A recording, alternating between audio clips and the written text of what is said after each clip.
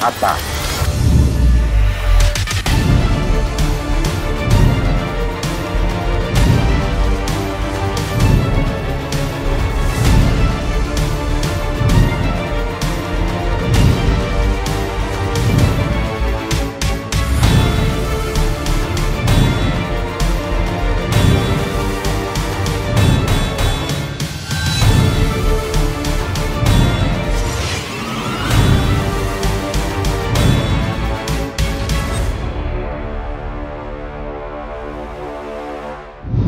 Ya, sahabat Indonesia, kita jumpa lagi kali ini di rubrik Indonesia Maju. Satu rubrik yang khusus disediakan oleh Kanal TV Anak Bangsa dalam rangka bulan Agustus memperingati kemerdekaan Indonesia yang ke-75. Di sini di rubrik ini kita menghadirkan tokoh-tokoh yang progresif, berpikiran maju. Makanya judulnya adalah Indonesia Maju. Nah, kali ini bersama saya sudah ada Pak Antony Putirai. Panggilnya Mas, Bro, atau Pak nih? Terserah, mau Mas, saya orang Jawa, Mas boleh, Bro Mas juga Antony boleh. Putirai. Iya. Nah, beliau ini sudah dikenal di belantika dunia bisnis sebagai seorang yang progresif, berpikiran maju. Beliau juga seorang CEO di Tamara Corporations, juga berbisnis di berbagai bidang ya. Iya. Ada properti, ada juga mining ya, Iya, ya. benar. Macam-macam ya. Iya, iya. Nah, selain dunia bisnis, Mas Antony Putirai ini juga berkiprah di dunia pelayanan. Kepedulian beliau terhadap bangsa ini. Nah, nanti kita akan berbincang-bincang seputar 3 hal. Soal pribadi beliau, kedua kiprahnya di dunia bisnis, dan kiat-kiatnya yang bisa dibagikan pada kita semua. Dan yang ketiga tentunya yang paling penting adalah kepedulian terhadap bangsa dan negara ini. Ya, Mas Antony, apa kabar? Baik, Bang. Nah, manggilnya Bang atau Mas sekarang saya ganti? Kita pindah-pindah ya panggilannya ya. Kita santai aja, kita ngobrol-ngobrol di sini. Baik, Pak. Mengenai pribadi dulu ya. Iya. Mas Antony ini dulu sekolah di Amerika lama ya? Iya, betul. Ambil studi apa di sana? Saya manajemen Manajemen ya? di University of San Francisco. Oh, San Francisco ya? iya. Di West Coast ya? Iya, betul. Oke. Sekarang udah berkeluarga? Sudah, saya ada 1 istri, 2 anak. Jangan dibalik ya. Itu penting. Iya, Ya. betul. Anaknya umur berapa sekarang? Yang putra ada 28 tahun dan Oke. yang putri 24 tahun. Oke. Iya. Sebentar lagi mau punya cucu, mau mantu nih ya? Seizin Tuhan. Seizin Tuhan ya. Ya, luar biasa. Ya, itulah tadi figur dari Antony Putirai. Dulu di bisnis Tamara Corporation, boleh dijelaskan sedikit kira-kira berkiprah Iya, di kita area apa? main business kami ya kita ya. Main business kita ada di properti, ya. Properti, seperti yang ini all season ini yang kita sekarang lagi ya, bincang-bincang ini. Oh iya, sahabat, saya mesti jelaskan. Wawancara ini mengambil tempat di hotel milik Antony Putirai di All Seasons ya. Iya, Hotel iya. All Seasons di lantai 3 ya ini ya. Iya, ini meeting room-nya. Nah, meeting room-nya Iya, ya. iya. Oke, lanjut Mas. Iya, dan kita ada beberapa hotel di Indonesia. Oke. Kita juga ada office space, building untuk disewakan. Iya, iya. Warehouse juga di Cakung. Tambang juga kita ada, ya. Timah, batu bara, dan Sempat juga nikel juga ya. nikel sempat juga, tapi di tahun 2014 kita harus tutup karena kebijakan Regulasi. pemerintah regulasi. Iya. Restoran juga kita ada beberapa. Ya, kita bersyukurlah sama Tuhan kita bisa dapat kesempatan untuk experience memanage cukup banyak perusahaan. Ya. Iya, dengan bisnis yang bervariasi begitu. Bagaimana Mas Antony ini mengelola waktu yang cuma 24 jam sehari ini?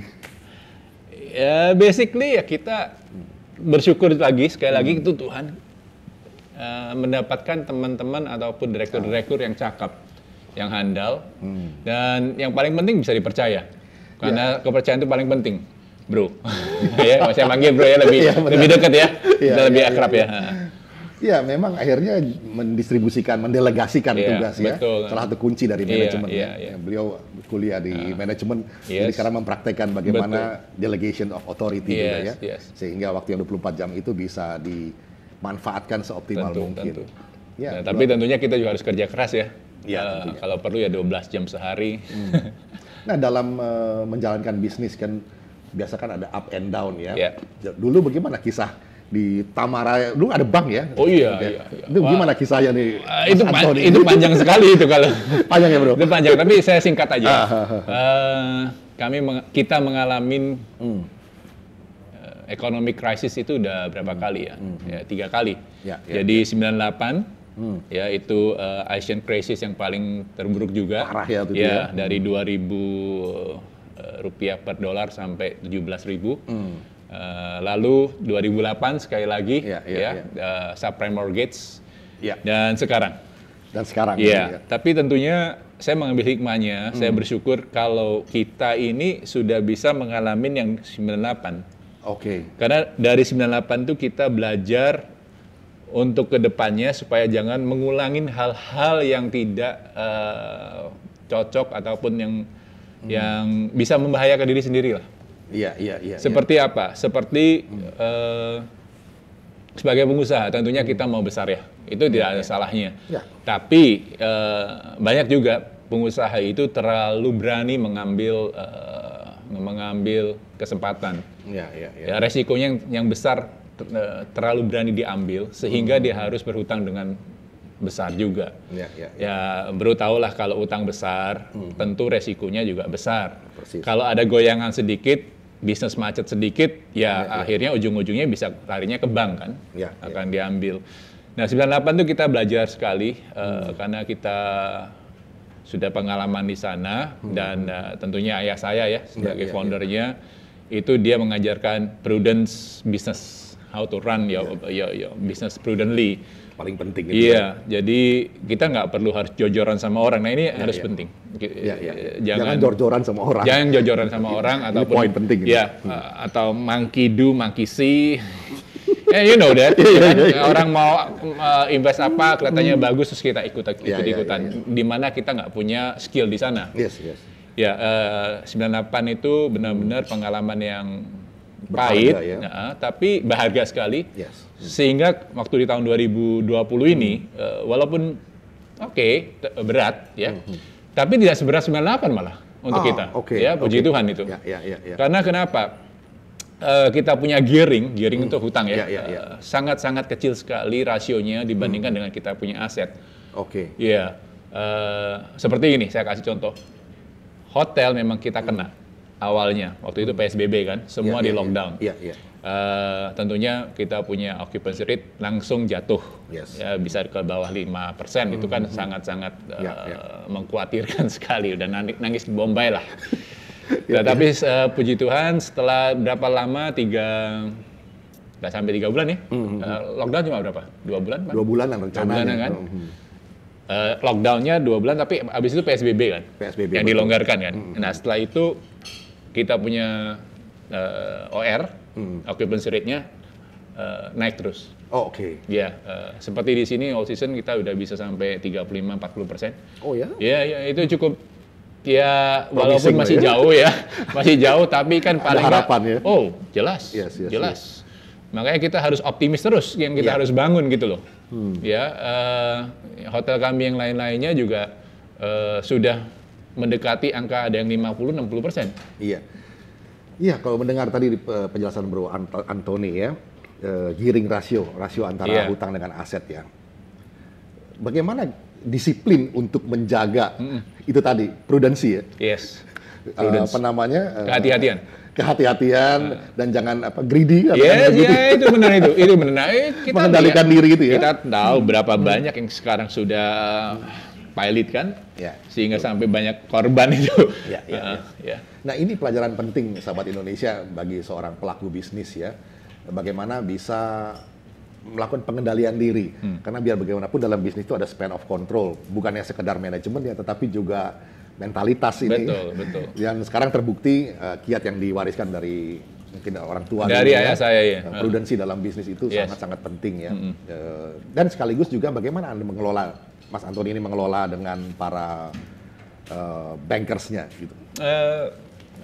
Kita sekali lagi karena gearing kami sangat rendah, maka udah nggak terlalu banyak banker sih, nggak pusing, nggak pusing, ya kan? Kita bersyukur banget lah, bro. dengan keadaan seperti ini, yang kita harus jaga cuma hanya flow of cash saja. Yes. Ya, kalau untuk bank kita nggak terlalu khawatir. Oke. Dan pemerintah juga sudah mengadakan atau melakukan hal-hal yang menurut saya juga bagus sudah. Oke. Seperti restructuring. Restructuring Oh, juga itu ya? bagus itu. Ya, Dari ya. pemerintah sangat-sangat, dan saya itu real bagi saya ya. Saya coba. Dirasakan manfaatnya ya? Iya, saya coba sendiri 1-2 perusahaan dan memang dengan cukup mudah lah. Oke. Jadi pemerintah tidak di sini ya, saya tidak melihat menyusahkan Oke. pengusaha. Banyak pengusaha yang benar lagi susah. Ya, Ketika dia hutangnya makin tinggi, makin besar, dia makin susah lah. Ya. Di satu sisi kan si pengusaha ini ada tergencet dari dua sisi. Satunya kalau dia utang besar, dia harus bayar bank. Tapi yang kedua dia harus memperhatikan dia punya karyawan juga dong. Persis. Sebagaimana bisanya seperti kita ini tidak mem-PHK. Exactly. Nah, Iya. ini pertanyaan yang berikutnya persis seperti yang disampaikan. Boleh Bro seruput Anthony dulu tadi. Kita kopi dulu sebentar. Kita kopi dulu. Sebelum masuk ke tema yang Boleh ya? kedua ini ya. Kita kopi dulu. Kopi dari All Season. Oh, ya. Soal karyawan nih, Iya. Bro Anthony. Iya. Bagaimana Bro Anthony mengelola karyawan selama masa pandemi ini? Setiap perusahaan tentunya punya karakteristik beda-beda ya masing-masing. Punya struktur keuangan juga beda-beda, modalnya juga beda-beda, dan setiap sektor juga kenanya pun juga beda-beda. Seperti kita ada furniture ya, Oke. furniture juga, pabrik furniture di Tangerang. Oke. Maret kita benar-benar sangat mengkhawatirkan lah. Itu padat karya ya? Padat karya itu. Karyawan kita ada 700. Wow. Ya. Dan puji Tuhan, nggak ada yang satu pun di PHK. Wow. Ini Gimana kiatnya? bersyukur. Ini kita bersyukur. Ya, bener, itu. Ya semua karena anugerah. Kalau kita ngomong itu anugerah ya. Tapi keinginan dari kita sendiri itu harus ada. Iya. Anugerah satu hal, tetapi juga komitmen dari pelaku usaha. Exactly, Itu juga Pak. penting. Exactly, Bro. Iya, Kalau kita ada niatan yang baik, Iya, saya iya, rasa di atas pasti memberikan satu kekuatan dan kemampuan. Dan sekarang saya juga nggak ngerti bagaimana ya. Omset kita malah naik. Oh, Ya, tadinya Amazing.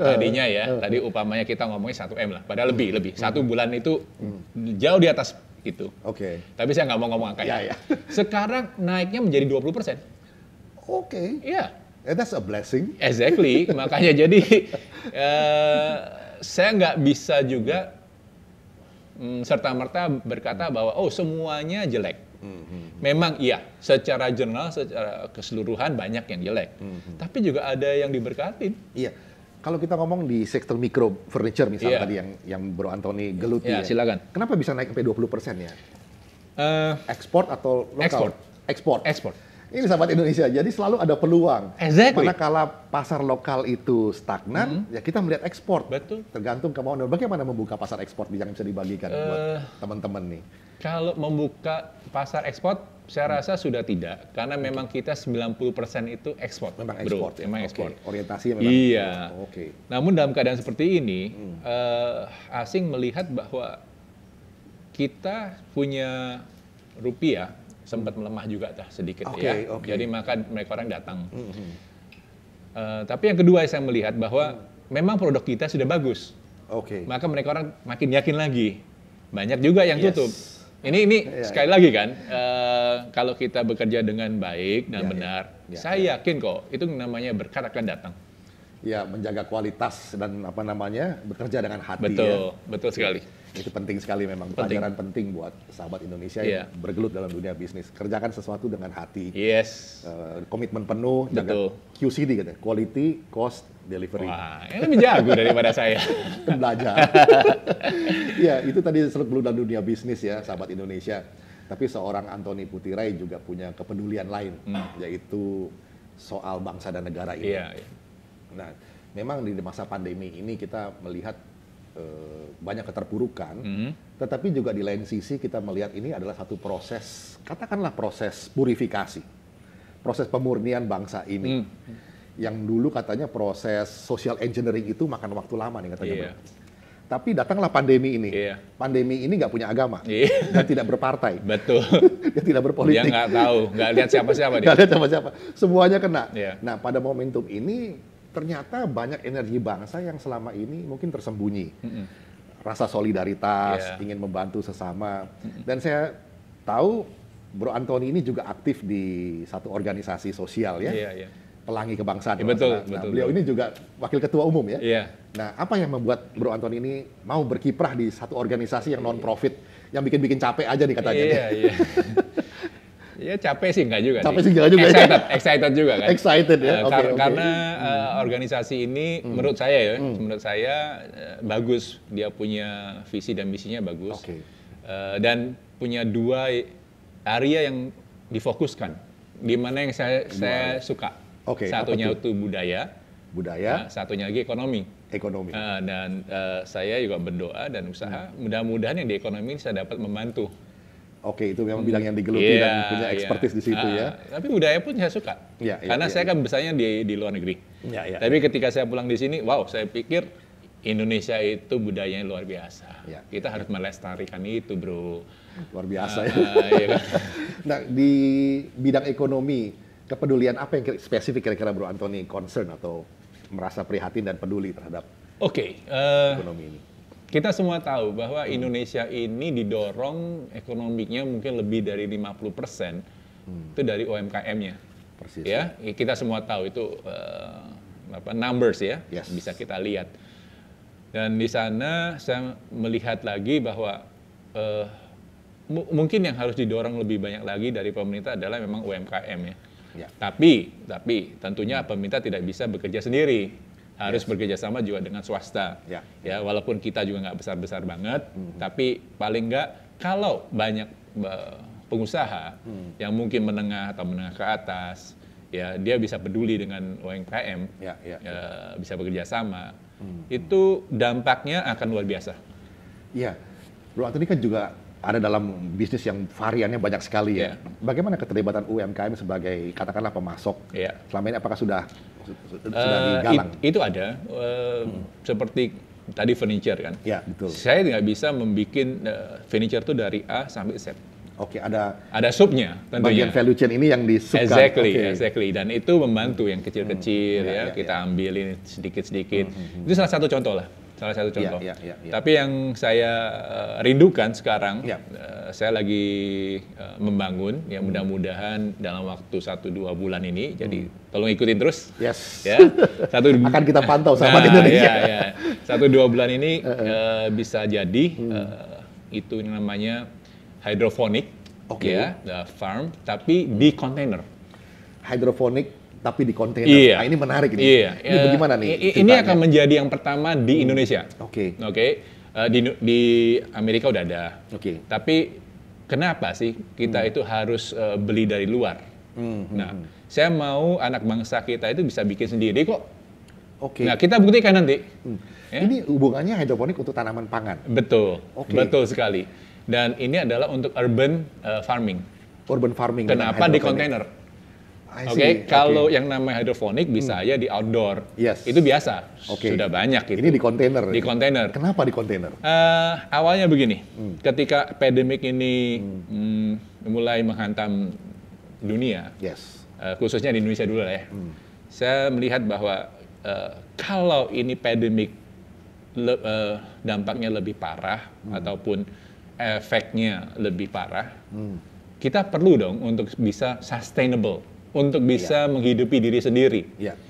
Bisa bayangkan nggak bro, kalau sampai upamanya ini pandemik bisa tingkat kematiannya begitu besar Iya, ya, iya. Sehingga orang-orang itu benar-benar takut untuk belanja. You got, Ya, ya kan bisa ngerti ya. Kita bisa imajinasikan. Mau online pun juga ngeri kan. Ya, betul. Ini yang megangin itu sayuran atau makanan pun kena nggak nih? Ya tahu, ya puji Tuhan sekarang nggak ya. Ya. Nah saya berpikir dari sana, saya pikir nah kenapa nggak kita bikin sendiri? Oke. Ya tahu, bikin di satu tempat di mana upamanya di satu tempat itu bisa mendistribusikan ke RT RW-nya dulu. Oke? Iya, ini menarik nih, sahabat Indonesia, karena di kawasan dikatakan oleh Bro Antoni adalah urban farming. Jadi yes. kawasan perkotaan Betul. yang padat penduduk, di mana lahan-lahan pertanian itu katakanlah sempit gitu ya, tidak Iya. ada. Jadi pakai kontainer ini modelnya. Iya. Jakarta kan udah Jakarta mahal. penting ya, betul. Tanah udah mahal. Itu. Jakarta, Surabaya, Exactly. Semarang, Bandung, Iya, Medan, iya. kota-kota ya. Benar. Betul. Makanya kita bicaranya urban farming. Oke. Dan ini akan menjadi pertama di Indonesia karena rotation, vertical Vertikal dan rotate dan nantinya. berputar ya. Iya. Ini bagaimana ceritanya nih? Kok bisa, ada efisiensi apa yang bisa dicapai di situ ya? Kalau rotation itu karena supaya tidak terlalu banyak memakai daya listrik. Jadi kan kita perlu yang namanya grow light, UV light lah ya, Iya, yang iya, kita iya, tahu itu untuk Cahaya ya, iya, untuk iya, benar, fotosintesis ya. Betul. Benar. Oh ini Belajar dikit dulu. IPA-nya jago ini. Nah kalau dia rotate, Iya, iya. tentunya dia nggak perlu lampu di kanan kiri belakang depan. Oh iya, betul Ya? juga ya. Iya, oke. Satu lampu dan yang muter ini ya. Dua benar. lampu Ya, ya. ya, ya, Itu ya. udah penghematan yang banyak. Smart. Benar. Dan bukan sampai sana saja. Ya tentunya saya berkerinduan nantinya setelah ini berhasil tahun 2021 awal ya, seizin Tuhan tentunya, kita akan coba bekerja sama dengan orang yang membuat namanya atmospheric water. Atmospheric water. Iya. Apalagi ini bro? Ini banyak ide-ide yang kita baru dengar nih. Iya, benar memang. Ya, saya suka yang namanya future. Atmospheric water itu dari udara, lalu kita tangkap itu udara, Oke. kita masukkan ke proses mesin itu, keluarnya jadi air minum. Langsung bisa diminum. Oke, dari udara ya? Iya. Sebenarnya itu udah ada itu. Tapi yang luar biasanya, teman dari saya, orang Indonesia, Oke. ya, dia mempunyai paten ini juga udah. Oh, Indonesia yang punya paten nih? Iya. Luar biasa sahabat Indonesia. Ini Ternyata luar biasa. local genius ini banyak nih. Exactly. Jadi di sinilah kita ditantang untuk change ya, untuk berubah. Iya. Ya, new norms ini kita harus bisa mengadaptasi dengan new norms tentunya, menjadi kreatif, menjadi inovatif, dan jangan selalu melihat bahwa barang kita itu jelek. Iya. Nggak, jangan begitulah. Ya banyak orang yang pinter kok di sini. Cuma maunya kita kerja nggak? Exactly. Kita mau nggak optimis? Ya. Jangan selalu berpikirnya tuh negatif terus. Ya. Ini pandemik nggak akan selesai segala macam. Ya, oke. Tapi vaksin is coming up. Vaksin Is coming up soon ya. Di sana. Ya, vaksin bisa datang, banyak orang mungkin bisa disembuhkan, tetapi cara hidup baru juga jangan ditinggalkan nih begitu Pasti, ya. pasti. Sahabat Indonesia, seorang Antoni Putirai yang sudah mengalami up and down dalam dunia bisnisnya, tapi diwarisi satu wasiat luar biasa dari keluarga ya, Yeah. prudensi dalam melaksanakan atau melakukan mengelola bisnis. Yeah. Ini penting sekali karena apa? Pandemi bisa berakibat pada krisis, krisis itu berakibat pada ekonomi juga dan berimpact pada bisnisnya. Ya. Manakala prudensi itu dilakukan, maka daya tahan bisnis juga bisa lebih resilient Yes. gitu ya. Boleh saya tambahin bro? Silakan. Bukan cuma hanya prudence, tapi juga harus punya yang namanya optimisme yang tinggi. Optimisme tinggi ya. Iya. Positive thinking aja. Positive thinking aja. Selalu ada jalan keluar. Exactly. Selama kita mau ya. Betul. Contoh ya, hari ini tanggal berapa nih? 18. 19 Agustus ya. 19 Agustus ya. Catat ya. Hari ini aja indeks gabungan kita itu sudah 5.270. Oke. Ya. 5.270 ya. Padahal 2 bulan yang lalu ya itu 3.900-an. Jamnya cukup tinggi ya. Berarti ini Very apa, Bang significant. Bro? Jangan dilihat Indonesia itu buruk-buruk banget ya, jangan dong. Kalau kita udah berpikir ini negatif terus, maka kita nggak punya yang namanya semangat untuk bekerja, memberdayakan diri sendiri udah. Nah, kalau semua orang berpikiran negatif, nah terus siapa yang mau buka lapangan kerja? Aura negatif semua jadi. Ya kan? Ya luar biasa sahabat Indonesia, kita dapat pembelajaran dan motivasi dari seorang pelaku usaha, tapi juga yang peduli terhadap bangsa dan negara ini, seorang Antoni Putirai. Terakhir nih bro. Yes. Apa saran dan harapan seorang Antoni Putirai buat pemerintah dan bangsa ini? Harapan saya pemerintah tetap menjalankan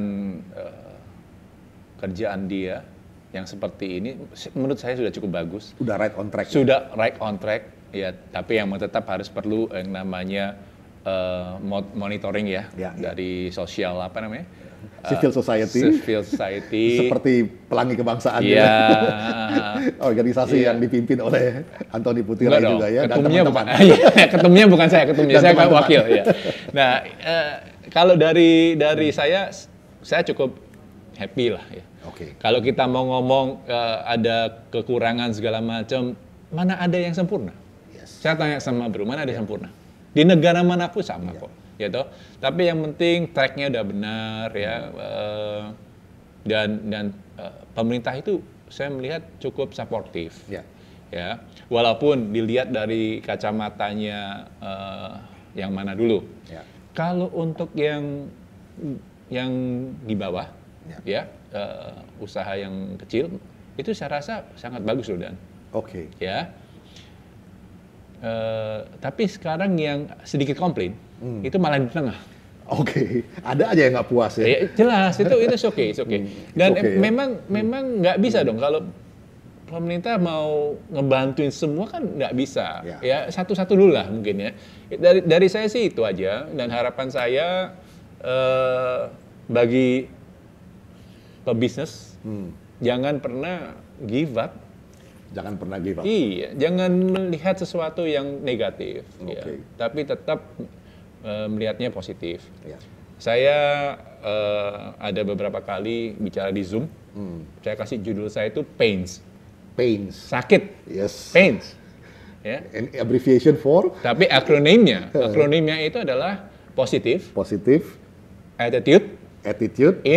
In negative situation. Oke. Pains, positive attitudes in negative situations. Iya, jadi terus amazing. Positif, walaupun di situasi yang negatif. Oke, sahabat Indonesia, itu tadi pesan dari seorang Antoni Putirai, pelaku bisnis yang sangat realistis, man of actions, dan berpandangan selalu optimis.